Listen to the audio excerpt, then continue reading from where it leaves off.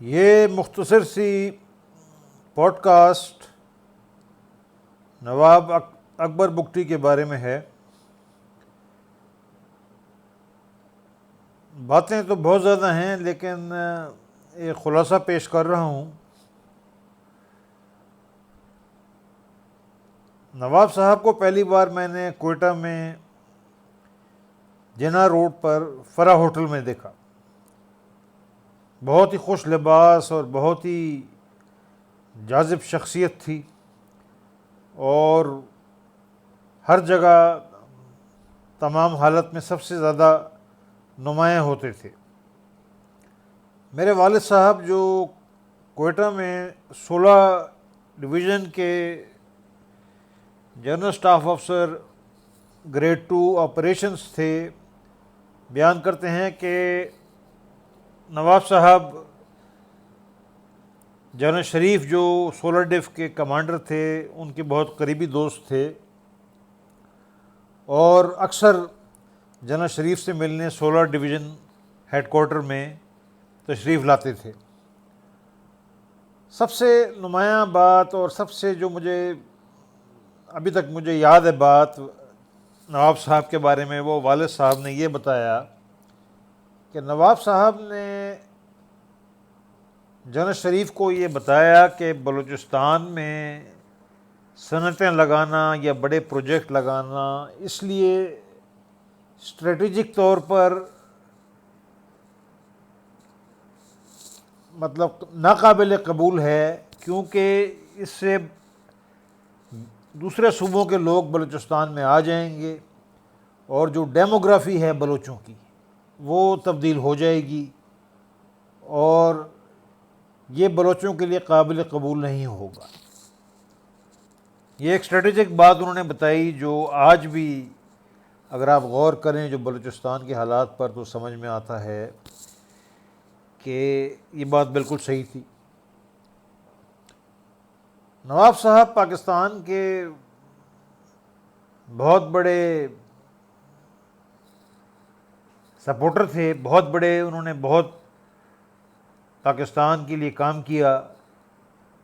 شاہی جرگے میں اور مختلف اور جگہ پر جب بلوچ سرداروں نے تقریباً بائیک آؤٹ کیا تھا تو نواب صاحب نے پاکستان کے حق میں ووٹ ڈالا۔ پاکستان کی وفاقی حکومت جو تھی اس کو سپورٹ کیا۔ پاکستان کے کابینہ کے فیروز خان نون کے زمانے میں وزیر بھی رہے۔ اگر بلوچ تاریخ یا بلوچ امنگوں کے حساب سے دیکھا جائے تو مجھے یاد ہے کہ جب میں کوئٹہ میں تھا اور 9ویں اور 10ویں جماعت کا طالب علم تھا تو نواب صاحب کو جو ہمارے بلوچ دوست تھے وہ تو ایک غدار قرار دیتے تھے، کیونکہ نواب صاحب نے یہ بات یاد رہے کہ نواب صاحب نے صرف بزنجو کی مخالفت میں اور نیب کی مخالفت میں یہ سب سے پہلے جو یہ شوشہ تھا لنڈن پلان کا اور بلوچستان کی علیحدگی کا، وہ نواب صاحب نے چھوڑا، کیونکہ یہ نیب سے ناراض ہو گئے تھے اور بزنجو اور مینگل سے بھی ناراض تھے۔ اس وقت انہوں نے یہ شوشہ چھوڑا کہ جی ایک سازش چل رہی ہے کہ لنڈن پلان کے تحت بلوچستان کو آزاد کیا جائے وغیرہ وغیرہ۔ صرف نیب کی مخالفت میں انہوں نے یہ ایک کام کیا جو اگر تاریخی حساب سے دیکھا جائے تو ناقابل معافی ہے، اگر بلوچوں کے حساب سے دیکھا جائے۔ اس کے بعد فوجی آپریشن کے دوران موصوف بلوچستان کے گورنر بھی بن گئے، اور تصویروں میں اور مختلف جگہ آپ ان کو بھٹو صاحب کے ساتھ اور جنرل ٹکا خان کے ساتھ دیکھ سکتے ہیں، تصویریں موجود ہیں آرکائیوز وغیرہ میں۔ بہرحال کچھ عرصے کے بعد نواب صاحب کو یہ لگا کہ مجھے استعمال کیا جا رہا ہے تو انہوں نے استعفیٰ دے دیا۔ اس کے بعد نواب صاحب کی جو تاریخی جو ان کا جو اگر آپ دیکھیں سیاسی اگر آپ ان کا دیکھیں تو جنرل ضیاء کے زمانے میں تو مکمل طور پر خاموش رہے. اس خاموشی کی ایک وجہ تھی. نواب صاحب کے بیٹے کو پہلے سزائے موت ہوئی تھی اپنی زوجہ کو کے قتل کے الزام میں، تو اس وجہ سے نواب صاحب بلیک میل ہو رہے تھے، اور اس بیٹے کی جان بچانے کے خوف سے نواب صاحب خاموش رہے. جنرل ضیاء کے زمانے میں بالکل نواب صاحب کا جو کردار تھا، آپ سمجھ لیں کہ بلوچستان میں انفینٹری اسکول میں کورس کر رہا تھا 1983 میں 1983 میں، تو ہمارے بلوچ دوست جو تھے پرانے وہ مذاق کرتے تھے کہ بالکل نواب صاحب جو ہے وہ چوہا بن گیا ہے، اور کہیں نظر نہیں آتا، بل میں چھپا ہوا ہے، نہ کوئی بات کرتا ہے نہ بولتا ہے. تو جنرل ضیاء کے زمانے میں ان کی یہ حالت تھی. اس کے بعد دوبارہ منظر عام پر آئے، اور مجھے یاد پڑتا ہے کہ ست گڑھا میں ایک کانفرنس ہوئی تھی، تو وہاں نواب صاحب سے ملاقات ہوئی، اور ایک اور دفعہ کوئٹہ میں ملاقات ہوئی. تو نواب صاحب نے طنزاً کہا کہ یہ کیسے بلوچ سردار ہیں جو پنجاب کا پانی پی کر اتنے بے ضمیر ہو گئے کہ انہوں نے ایک دکاندار کو امریکیوں کے ہاتھ بیچ دیا. یہ ایک ایسے سردار کی طرف اشارہ کر رہے تھے جو ہمارے گرامر اسکول کے جونیئر ایمل کانسی کے بارے میں اشارہ کر رہے تھے کہ ایک بلوچ سردار نے، جس نے پنجاب کا پانی پیا تھا، اس نے ایک دکاندار کو، یعنی کانسی قوم دکاندار کہہ رہے تھے، وہ بیچ دیا. باتیں بڑی دلچسپ کرتے تھے. نواب صاحب کا جو بیٹا تھا، اس کا جو قتل تھا کالپڑ بگٹیوں کے ہاتھ، اس سے نواب صاحب میں بہت تبدیلی آئی، اور پہلی بار ان کو لگا کہ جو پاکستان کی جو وفاقی حکومت ہے، جو فیڈرل گورنمنٹ ہے، اس کے ساتھ وہ نہیں چل سکتے. اور پھر پاکستان کی فیڈرل گورنمنٹ نے کچھ آپ سمجھ لیں کہ حماقتیں بھی کیں. اس طرح بے نظیر کے زمانے میں کالپڑ بگٹیوں کو بہت سپورٹ کیا گیا، یہ غلط سمجھتے ہوئے کہ شاید اس سے کچھ دال گل جائے گی. اس سے مزید کام خراب ہوا. جہاں تک بگٹی علاقے کا تعلق ہے، بلوچستان کے بارے میں نہیں کہہ سکتا، لیکن بگٹی علاقے کی صورتحال کو اس حماقت کی وجہ سے، کالپڑ کی جو انہوں نے فیڈرل گورنمنٹ نے آپ سمجھ لیں طرفداری شروع کی، اس سے کام خراب ہوا. لیکن ایک ٹیکٹیکل وہ تھا، کوئی اسٹریٹجک لیول پہ کوئی اس کا وہ نہیں تھا. بہرحال کوئی بات ایسی نہیں ہوئی. نواب صاحب پھر بھی پاکستان کے حق میں تھے، لیکن جب جنرل مشرف تشریف لائے تو کچھ اس وقت کی آپ سمجھ لیں کہ شارٹ سائٹڈ، یعنی مشرف صاحب جو تھے وہ زیادہ بڑے اسٹریٹجسٹ نہیں تھے، اور کیونکہ جنگ میں تو کوئی ایسا انہوں نے کوئی کارنامہ انجام نہیں دیا تھا. 65 کی جنگ میں بھی سیکنڈ لیفٹیننٹ تھے، کوئی ایسا خاص ان کا نمایاں کردار نہیں تھا. 71 کی جنگ میں تو بقول ان کے جو سی او تھے اقبال وڑائچ، ان کے بقول مشرف صاحب کا کوئی وار ریکارڈ ہی نہیں تھا، کوئی تعلق ہی نہیں تھا. یعنی یہ جو اسٹیو کول نے بالکل ایک جھوٹی باتیں لکھ دیں کہ یہ 71 کی جنگ میں بھی یہ ان کا کردار تھا، کوئی کردار نہیں تھا. بہرحال جو مشرف صاحب نے دل کی بڑاس تھی، جو اپنا کچھ جنگی کردار تھا، وہ اس کو بگٹی علاقے میں شروع کر دیا. اور خام خواہ میں جنرل مشرف کے زمانے میں بگٹی علاقے کی صورتحال خراب کی گئی. ایک واقعہ کا بیان کیا جاتا ہے کہ ایک لیڈی ڈاکٹر شازیہ میمن کے ساتھ زیادتی ہوئی، جس میں کہا جاتا ہے کہ ایک ایف سی کا حاضر سروس افسر ملوث تھا. اس بات نے بھی کافی کام خراب کیا، لیکن یہ بھی ایک ٹیکٹیکل چیز تھی. یہ بلوچستان کا مسئلہ نہیں تھا، یہ بگٹی صاحب کا ذاتی مسئلہ تھا، ذاتی انا کا مسئلہ تھا. اور ان کے مخالف بھی ایک اور آدمی تھا، وہ بھی اتنا ہی تنگ نظر تھا جتنے بگٹی صاحب تھے. تو وہ جو آدمی تھا ماشاءاللہ ہمارے خالو کے ایک سائفر کلرک تھے، dispatch cipher clerk foreign service میں، ان کا صاحبزادے تھے. وہ اتنے تنگ نظر تھے کہ تھوڑی سی میں آپ کو مثال دیتا ہوں کہ آرمی میں ایک ڈیمی آفیسر لیٹر ہوتا ہے، تو میں نے کئی جرنیلوں کو ڈیمی آفیسر لیٹر لکھے. ایک رسمی سا خط ہوتا ہے جس میں آپ مبارکباد دیتے ہیں یا ان کے ساتھ کوئی ایسی بات کرتے ہیں جو کہ زیادہ کوئی جس کا فوج کے امور کے ساتھ تعلق نہیں ہوتا، ایک ذاتی ہوتا ہے. کیونکہ میں ان کو جانتا تھا، میرے ساتھ اسکواش کھیلتے تھے اوکاڑا میں، اور ان کے والد میرے خالو کے ڈسپیچ جو سیفر کلرک بھی تھے. بہرحال ایک پرانا تعلق تھا. تو میں نے موصوف کو ایک خط لکھا، ایک ڈیمی آفیسر لیٹر، مبارکباد دی جب یہ پاکستان آرمی کے چیف بنے. تو بجائے اس خط کا خود جواب دینے کے، یہ بہت ہی ایک میرے لیے حیران کن بات تھی. ہمیشہ ڈیمی آفیسر کا لیٹر کا جواب وہ جرنیل جس کو لکھا جائے وہ خود دیتا ہے. لیکن میں بہت حیران ہوا اور مجھے واقعی یقین ہو گیا کہ ان کے والد صاحب جو تھے وہ کلیریکل سٹاف میں تھے. ان کی سوچ سے یقین ہو گیا کہ بجائے خود جواب دینے کے ان کے ایک اسٹاف افسر کپتان نے مجھے اس کا جواب دیا. تو اتنی فرعونیت اور اتنے غرور اور تکبر پہ میں بہت حیران ہوا. یقیناً بگٹی صاحب کے ساتھ جو تعلقات تھے وہ انہی کی وجہ سے خراب ہوئے، کیونکہ ان کی سوچ محدود تھی. بگٹی کی بھی سوچ محدود تھی، وہ بھی کوئی بڑی سوچ کا آدمی نہیں تھا.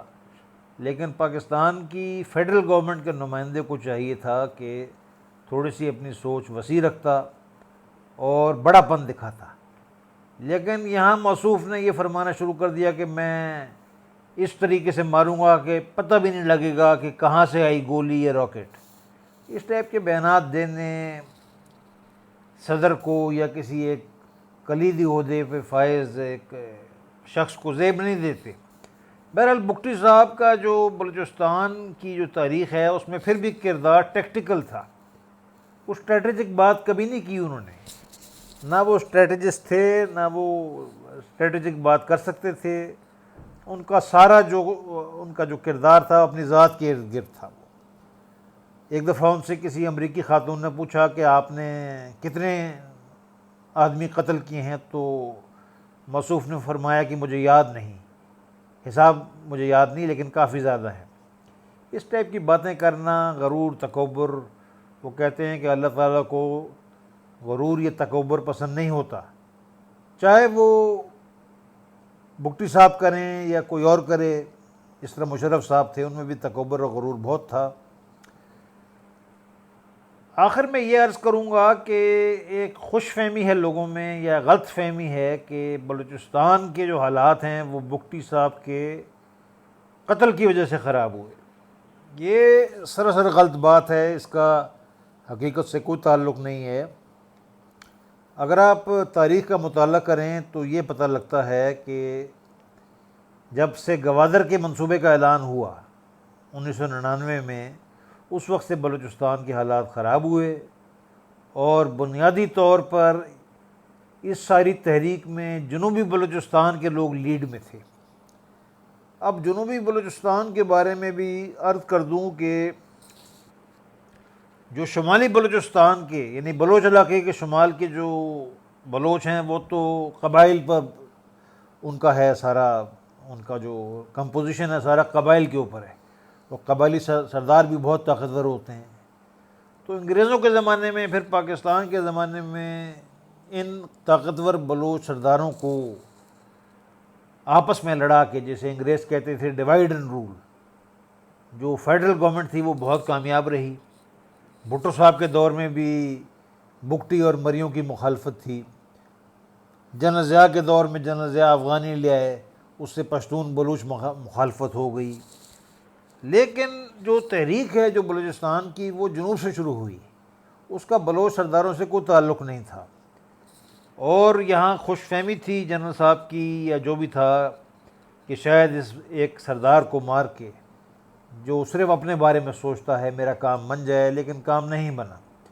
ٹھیک ہے، بگٹی صاحب ایک اب بلوچستان میں ہیرو مانے جاتے ہیں، لیکن جو بلوچستان کی تحریک ہے آزادی کی، یا آپ کہہ لیں کہ سیکسیشن کی یا علیحدگی پسند یا جو بھی کہیں، سیاسی مقاصد سے میرا کوئی تعلق نہیں ہے، نہ میں کوئی سیاسی بات کرنا چاہتا ہوں، لیکن جو بلوچستان کی تحریک ہے علیحدگی کی، وہ جنوب سے شروع ہوئی. یعنی مکران جو ریاست تھی سابقہ، کیچ، مکران، پنجگور، یہ جنوب سے شروع ہوئی. یہاں کوئی سردار نہیں تھا، یہاں middle class, lower middle class عام لوگ تھے. ڈرگ مافیا بھی تھی. بہرحال ڈرگ مافیا تو خیر زیادہ صاحب اختیار کے ساتھ ہے، ان کے بارے میں تو بات نہ کریں. بہت نچلے لوگ ہیں اور بہت ہی ایک گوادر کا ایک تھرڈ کلاس بندہ بہت بڑا آدمی بن گیا ہے صرف جی حضوری کر کے. لیکن یہ اس سے ہمارا کوئی تعلق نہیں ہے. تو یہ سراسر غلط ہے کہ بگٹی صاحب کی وجہ سے بلوچستان کی علیحدگی کی تحریک نے زور پکڑا. یہ بالکل غلط بات ہے. سن 99-2000 سے کام شروع ہو گیا تھا. 2002 میں جو مکران ڈویژن تھا وہاں پر سے یہ تحریک زور پکڑ گئی تھی، اور آج بھی ظاہر تحریک جنوب میں زور میں ہے. مشرف صاحب کے زمانے میں تو بجرانی قوم کو بھی مشرف صاحب نے ان کے ساتھ معاہدہ کر کے ان کو ساتھ ملا لیا تھا، لیکن اب لگ رہا ہے کہ وہ معاہدہ بھی ٹوٹ گیا، کیونکہ تاریخ میں ہر چیز بدلتی رہتی ہے. وہی شاہ بیگ سنگھ جس نے مکتی بہانی کو پاکستان کی حکومت کے خلاف تربیت دی تھی، وہی شاہ بیگ سنگھ ہندوستان کی فوج کے ہاتھ امرتسر میں شہید ہوا. وہی بگٹی جو بہت ہی آپ سمجھ لیں کہ ابن الوقت تھا. بلوچستان میں ان کو ابن الوقت کہا جاتا تھا. بہت ہی ابن الوقت اور موقع پرست تھا، جس نے ہمیشہ وفاقی حکومت کا ساتھ دیا. وہی بعد میں ایک جس کو آپ تحریک آزادی کہیں یا علیحدگی پسند کہیں، اس کا سردار بن گیا، اس کا رہبر بن گیا. یہ تاریخ میں چیزیں تبدیل ہوتی رہتی ہیں. تو مری علاقے میں بھی جو مشرف صاحب نے ایک اسٹریٹجی اپنائی تھی وہ تھوڑا سا بیک فائر کر گئی، لیکن بہرحال وہ سیاسی باتیں ہیں، ان کے ساتھ ہمارا تعلق نہیں ہے. یہ چھوٹی سی پوڈ کاسٹ نواب صاحب کے بارے میں تھی، جو آج بھی ان کو جب میں یاد کرتا ہوں تو شخصیت کے حساب سے اتنا بڑا آدمی میں نے نہیں دیکھا، لیکن جہاں تک تعلق ہے شخصیت کی اندرونی معاملات کا، اس میں تھوڑے کمزور تھے، ایگوئسٹ تھے، سیلف سینٹرڈ تھے، موقع پرست بھی تھے. اور آخر میں وہی شعر ہے کہ سب کچھ لٹا کے ہوش میں آئے تو کیا ہوا. جب سب کچھ لٹ گیا تو پھر ہوش میں آئے. کوئی 2006 میں کچھ ہوش میں آئے، لیکن اس وقت پانی سر سے گزر چکا تھا. اور دوسرا، پاکستان کی حکومت کے بارے میں بھی یہی کہوں گا کہ پھول کی پتی سے کٹ سکتا ہے ہیرے کا جگر، مرد ناداں پہ کلام نرم و نازک بے اثر ہے. یعنی اگر احمق لوگوں کی اگر لسٹ بنائی جائے، احمق لوگوں کی، تو اس میں ہمارے حکمران ظاہر ہے کہ سر فہرست ہوں گے شروع سے. یعنی A to Z 47 سے شروع کریں اور آج تک. اور بس یہی کہتے ہیں کہ وہ فرانسس بیکن نے جو کہا تھا کہ مین گین ڈگنیٹیز تھرو انڈگنیٹیز، یعنی عزت بھی بے عزت ہو کے حاصل ہوتی ہے. تو نواب صاحب نے بھی بہت اپنی بے عزتی کرائی، عزت بھی حاصل کی، لیکن آخر میں کام بگڑ گیا. اور ظاہر ہے کہ بیٹے کے قتل کے بعد ان پہ بڑا اثر پڑا تھا. معاملہ پرسنلی تھا. ایڈیولوجیکلی اگر دیکھا جائے تو بلوچ تحریک میں نواب صاحب کا کوئی ایسا کوئی قابل ذکر کردار نہیں ہے. ہاں، ذاتی طور پر انا جو تھی ان کی شخصیت بہت بڑی تھی اگر دیکھا جائے باہر سے، لیکن اگر اندر سے مطالعہ کیا جائے تو شاید بڑا پن نہیں تھا، اور اسی وجہ سے ہی کام بگڑا. اور 2006 میں جو بھی ہوا، جس طرح بھی ان کی موت واقع ہوئی یا شہادت واقع ہوئی، یہ بیکار باتیں ہیں. یہ شہید تو آپ ہر ایک کو بنا دیتے ہیں. یعنی اب کیا کہا جائے، شہید تو صرف وہ ہوتا ہے جو جنگ میں ہو، اصل جنگ میں. ایک کسی کافر قوت کے خلاف اگر جو کو آدمی شہید ہو اور کسی ملک کے خلاف جنگ میں شہید ہو تو وہ شہید ہوتا ہے، لیکن آج کل آپ ہر ایک کو شہید بنا رہے ہیں، اور شہادت بھی کا بھی آپ سمجھ لیں کہ دال سے بھی کم بھاؤ ہے شہادت کا، یعنی شہادت کا لقب آپ ہر ایک کو دے رہے ہیں۔ بہرحال یہ بعد میں بات چیت ہوگی، یہ مختصر پوڈ کاسٹ صرف نواب اکبر بگٹی کے بارے میں تھی۔